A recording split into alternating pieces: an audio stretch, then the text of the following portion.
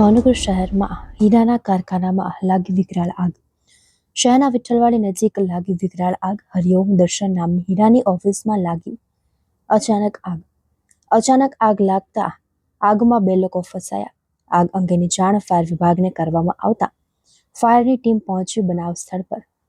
જે હીરાની ઓફિસમાં આગ લાગી હતી તેની નીચે હોસ્પિટલ આવી હતી, જેને લીધે હોસ્પિટલમાં અફરાતફરીનો માહોલ સર્જાયો હતો। ફાયર વિભાગ દ્વારા આગમાં ફસાયેલ 2 લોકોનું રેસ્ક્યુ કરી સહી સલામત બહાર કાઢવામાં આવ્યા।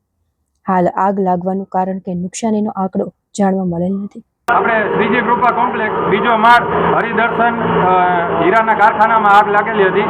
અંદાજિત શોર્ટ સર્કિટના કારણે આગ લાગેલી હોવાનું જણાવવામાં આવે છે, પરંતુ તરત જ ફાયરનો કાફલો તરત ઘટના સ્થળે આવી અને આગને કાબુ મેળવી ટોટલી સ્મોકને બધું બહાર કાઢેલ છે। કોઈ જાનહાનિ થયેલ નથી।